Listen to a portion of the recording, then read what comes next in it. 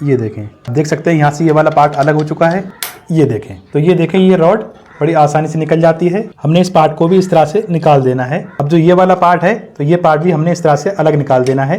ये देखें। तो दोस्तों आज का वीडियो बहुत ही इंटरेस्टिंग और नॉलेजेबल होने वाला है, क्योंकि आज के वीडियो में हमने आपको बताया है अगर आपकी सिलाई मशीन बार बार धागा तोड़ती है, या आपकी मशीन टाप करती है यानी कि टाँका छोड़कर चलती है, या आपकी मशीन लच्छा देती है या दाना देती है, यानी कि अगर आपकी सिलाई में कोई भी प्रॉब्लम है, आपकी सिलाई सही नहीं आ रही है, तो आज का वीडियो सिर्फ आपके लिए है।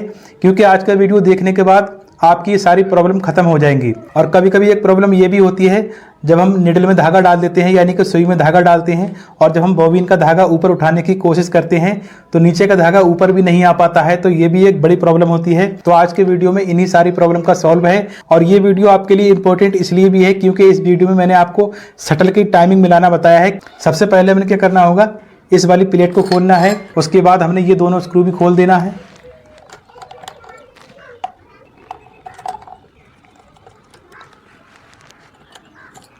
फिर हमने प्रेशर फूड भी खोल देना है।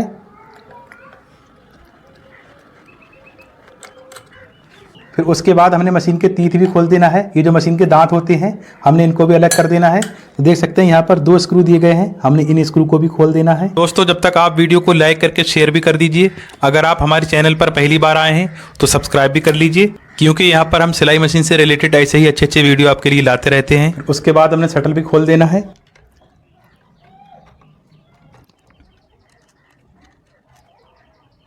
ये देखें। फिर उसके बाद हमने 10-11 नंबर की चाबी लेना है और हमने 11 नंबर वाली साइड से यहाँ पर लगाना है। जो ये वाला नट दिया गया है हमने इस नट को खोलना है। फिर हमने इस तरह से चाबी को ऊपर उठाना है, इस तरह से। ये देखिए इस तरह से नट खोलेंगे। अब हमने इस नट को अलग कर देना है। फिर उसके बाद हमने क्या करना है, यहाँ से पेचकस लगाना है और हमने इस पेच को इस तरह से खोलना है। ये देखिए, ये देखें, आप देख सकते हैं यहाँ से ये वाला पार्ट अलग हो चुका है। फिर उसके बाद हमने इस वाली रॉड को अलग निकालना है, यानी कि यहाँ से इस रॉड को हमने निकाल देना है। तो हमने इस रॉड को किस तरह से निकालना है वो समझिए। देख सकते हैं इस तरह से ये फ्री हो चुका है। तो होता क्या है, किसी किसी मशीन में यहाँ पर पिन लगी होती है, तो हमने क्या करना होता है, उस पिन के ऊपर इस तरह से डाई को रखना होता है और हमने इस तरह से हथौड़ी मारकर पिन बाहर निकाल देना होती है। और कुछ पिन ऐसी भी होती हैं जो यहाँ से उठी हुई होती हैं और दूसरी साइड में इसका होल नहीं होता है, तो उसको हम प्लास से निकाल सकते हैं, ठीक है। और किसी मशीन में पिन नहीं लगी होती है। उसके बाद हमने ये सरिया किस तरह से निकालना है वो समझ लीजिए। तो यहाँ पर मैं आपको दिखाना चाहूँगा।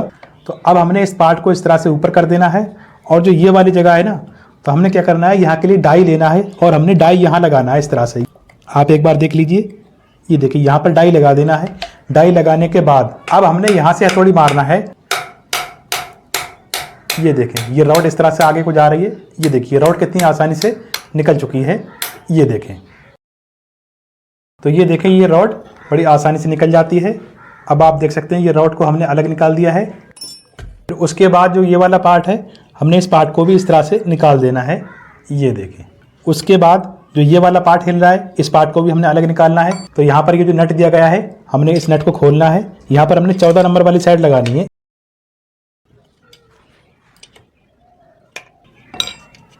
अब हमने क्या करना है, यहाँ से पेचकस लगाना है इस तरह से और हमने इस तरह से खोल देना है। ये देखिए,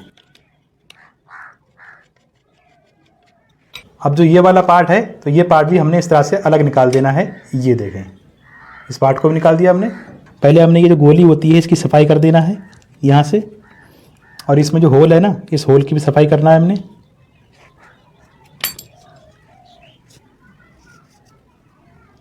तो ये पार्ट कुछ इस तरह से लगा होता है। ये देखें, ये गोली इस तरह से इसमें ऊपर नीचे होती है, मैं आपको दिखाना चाहूँगा। अब यहाँ पर आपने चेक करना होगा लमदा और गोली के बीच में यहाँ पर कोई गैप तो नहीं है, गोली ज़्यादा घिस तो नहीं गई है। तो देख सकते हैं यहाँ पर गोली बिल्कुल सही है, ठीक है। अगर ये गोली घिस जाती है तो हमने नई गोली डालना होती है, पर ये गोली बिल्कुल ठीक है। तो हमने क्या करना है, यहाँ भी सफाई करना है इस तरह से। ये देख, फिर हमने यहाँ भी इस तरह से कपड़ा डालना है और हमने यहाँ भी सफाई करना है इस तरह से। ये देखिए, उसके बाद यहाँ भी हमने साफ करना है। अब उसके बाद हमने दोबारा से ये पार्ट लेना है और हमने इसको फिट करना है। तो हमने इस वाले पार्ट को यहाँ से डालना है इस तरह से। ये देखिए, ये देखें, ये वाला हिस्सा है, इसको हमने ऊपर करना है इस तरह से। ये देखिए, ये बिल्कुल ऊपर हो चुका है। मैं आपको दिखाना चाहूँगा, ये देखें, हमने इसको इस तरह से रखना है ऊपर को। फिर हमने ये वाला पार्ट लेना है, ये देखें, और हमने इस पार्ट को यहाँ पर लगाना है। तो अब आपने ध्यान देना होगा, जो ये वाला पार्ट है वो इस तरह से ऊपर रहना चाहिए, और इसका जो ये वाला पार्ट है, जो गोली वाला हिस्सा है, वो नीचे होना चाहिए, और ये वाला हिस्सा ऊपर होना चाहिए। उसके बाद देखिए, हमने सेंटर मिलाते हुए इस तरह से लगाना है। उसके बाद हमने यहाँ पर हाथ से पकड़ लेना है इस तरह से, और हमने यहाँ से हथौड़ी मारना है, यहाँ से। ये देखें, अब यहाँ पर आप देख सकते हैं, यहाँ पर ये सरिया बिल्कुल जाम हो चुकी है। तो यहाँ पर हमने इस तरह से सरिया को पकड़ कर देखना है, यहाँ बीच में थोड़ी सी पिले होना चाहिए। तो यहाँ तो पिले है नहीं, हमने यहाँ से बराबर ठोक दिया, तो यहाँ पिले ख़त्म हो चुकी है। अब हमने क्या करना है, दोबारा से, ये देखें, हमने दोबारा से सुम्बी लेना है और यहाँ लगाना है जहाँ से हमने पहले लगाई थी, इस तरह से। फिर यहाँ पर हमने धीरे से हथौड़ी मारना है इस तरह से। ये देखें, अब ये देखें, आवाज़ आ रही होगी आपको। देखिए, पिले हो चुकी है इसमें। ये देखिए, थोड़ी सी पिले है ना। ये देखिए, ये देखिए। अब हमने क्या करना है, यहाँ पर ऑयलिंग कर लेना है, थोड़ा तेल डाल देना है यहाँ पर, और यहाँ भी डालेंगे इस तरह से। और यहाँ पर हमने सही से ऑयलिंग कर लेनी है, और यहाँ सब में आप ऑयलिंग कर सकते हैं, ठीक है। ये अब यहाँ पर देखना होगा, गोली पे एक साइड में स्टील कलर होता है, यानी कि बिल्कुल लाइट कलर होता है, और दूसरी साइड में ब्लैक होता है। ये देखें, तो इससे पता ये लगता है जो स्टील कलर है, जो लाइट कलर है, वो यहाँ पर बीच में इस तरह से लगा हुआ था, यानी कि गोली इस तरह से इसके बीच में फिट थी, ठीक है। उसके बाद हमने इस वाले पार्ट को यहाँ इस तरह से लगाना है, जैसा कि आप देख सकते हैं। जो ये वाली जगह है ना, वो यहाँ फिट होना चाहिए इस तरह से। ये देखें, ये देखिए, अब यहाँ पर आपने क्या करना है, ये जो गोली है ना, ये गोली हमने यहाँ बीच में फंसाना है इस तरह से। ये देखें, तो इस गोली को हमने बीच में फंसा देना है इस तरह से। ये देखिए, हम मशीन का व्हील घुमाएंगे, और ये वाला पार्ट इस तरह से, ये देखिए, नीचे को आ चुका है। उसके बाद हमने ये वाला नट टाइट करना है। ये देखिए, यहाँ से इस तरह से हमने टाइट करना है इसको। अब यहाँ पर आप पकड़ कर देखेंगे, यहाँ पर भी थोड़ी सी प्ले होना चाहिए, बिल्कुल टाइट नहीं होना चाहिए। अगर ये बिल्कुल टाइट होगा तो आपकी मशीन जाम चलेगी, टाइट चलेगी। तो यहाँ पर थोड़ी सी प्ले होना चाहिए। ये देखें, तो यहाँ पर ये बिल्कुल लूज है, टाइट नहीं है। उसके बाद हमने 14-15 नंबर की चाबी लेना है। ये देखें, ये टाइट हो गया ना। उसके बाद जो ये वाला पार्ट है, उसके बाद हमने ये वाला पेच लेना है और यहाँ से लगाना है। इसको हम पेचकस की मदद से कस देंगे। ये देखें, अब यहाँ भी हमने देख लेना, थोड़ी सी प्ले होना चाहिए। अगर यहाँ पर थोड़ी प्ले नहीं होगी तो आपकी मशीन टाइट चलेगी। तो हमने यहाँ भी थोड़ी सी प्ले रखना है। ये देखें, उसके बाद हमने ये वाला नट लगा देना है। अब हमने यहाँ पर 10-11 नंबर की चाबी लेना है। फिर उसके बाद हमने यहाँ भी ऑयलिंग कर लेनी है इस तरह से। तो अब मैं आपको दिखाना चाहूँगा ये मशीन कितनी मुलायम चल रही है। ये देखें, आवाज़ भी नहीं है इसमें। फिर उसके बाद अब जो मशीन की इंपॉर्टेंट और मेन सेटिंग बचती है, यानी कि शटल की टाइमिंग किस तरह से मिलाना है, वो जानना बहुत ज़रूरी है। उससे पहले हमने क्या करना होगा, उसके लिए हमने सबसे पहले क्या करना होगा, शटल को कसना होगा। तो देखिए, हमने निडल को इस तरह से ऊपर कर देना है बिल्कुल।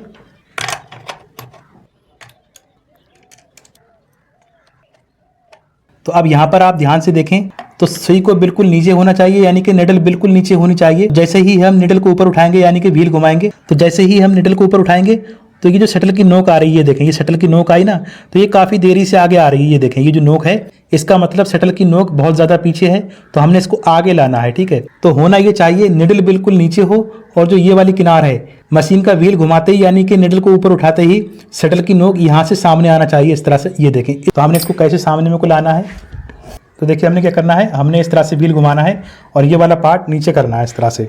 अब हमने सुम्बी लेना है और यहाँ पर सुम्बी रखना है इस तरह से, यहाँ पर रखना है इस तरह से, और हमने यहाँ पर हथौड़ी मारना है। अगर सुम्बी नहीं लग पा रही तो आप चाबी रख सकते हैं यहाँ पर इस तरह से। ये देखिए, चाबी रख करके आप चाबी पर हथौड़ी मार सकते हैं। ये देखिए, तो अब अगर आप यहाँ पर ध्यान से देखेंगे तो निडल नीचे है और शटल की नोक आगे आ चुकी है। देखिए, मैंने यहाँ पर ज़्यादा ठोंक दिया तो शटल की नोक यहाँ पर आगे आ गई। तो ये आगे आना भी ठीक नहीं है। होना ये चाहिए, निडल बिल्कुल नीचे हो और शटल की नोक इस किनार से होना चाहिए इस तरह से। जैसे ही हम व्हील घुमाएं तो शटल की नोक इस तरह से सामने में को आए। तो अब देखिए निडल उठाने से पहले ही शटल की नोक सामने में को दिख रही है। इसका मतलब नोक अब ज़्यादा आगे आ चुकी है, नोक को अब थोड़ा पीछे करना है। तो अभी जो हम ठोक रहे थे वो यहाँ से ठोक रहे थे, इस तरह से करने के बाद, क्योंकि हमने शटल की नोक आगे करना थी, पर अब थोड़ी ज़्यादा आगे आ गई है तो अब हमने थोड़ी पीछे करना है। तो अब हमने यहाँ से ठोकना है इस तरह से। तो अब यहाँ पर आप शटल की नोक पर ध्यान से देखिए, हमने जैसे ही निडल को बिल्कुल नीचे कर दिया तो जैसे ही हम व्हील घुमाएंगे तो शटल की नोक एकदम से आगे आएगी। ये देखें, इस तरह से देख सकते हैं आप, ये देखें। तो इस तरह से होना चाहिए। तो यही होना चाहिए, निडल नीचे हो और शटल की नोक यहाँ से आगे भी नहीं होना चाहिए और पीछे भी नहीं होना चाहिए। और निडल नीचे होने के बाद जैसे ही हम निडल को ऊपर उठाएंगे यानी कि व्हील घुमाएंगे, शटल की नोक एकदम सामने में को आना चाहिए। ये देखें, अब शटल की टाइमिंग तो सही हो चुकी है। अब यहाँ पर यह भी चेक कर लेना है शटल और निडल के बीच में कोई गैप तो नहीं है। तो यहाँ पर शटल और निडल के बीच में कोई गैप नहीं होना चाहिए और निडल शटल से टकरा कर भी नहीं चलना चाहिए। अगर शटल और निडल के बीच में थोड़ा सा गैप है तो आपने क्या करना होगा, आपने यहाँ पर हथौड़ी मारनी है इस तरह से, तो ये गैप खत्म हो जाएगा। अगर सुई शटल से मिलकर चल रही है तो आपने इधर को मार देना है इस तरह से। यहाँ पर आप ध्यान से देखें, ये देखिए इस तरह से होना चाहिए। जैसे ही हम निडल को ऊपर उठाएंगे शटल की नोक आगे आ जाएगी। इससे क्या होगा, आपकी मशीन धागा भी नहीं तोड़ेगी, टाप भी नहीं करेगी, लच्छा भी नहीं देगी और बिल्कुल सही चलेगी। उसके बाद हमने मशीन के तीत भी लगा देने हैं और प्रेशर फुट भी लगा देना है और निडल प्लेट भी लगा देना है। ये देखिए दोस्तों, हमारी मशीन बिल्कुल सही हो चुकी है। तो पहले आप इसकी आवाज़ पर ध्यान दें, देखिए बिल्कुल भी आवाज़ नहीं है। Thanks for watching this video.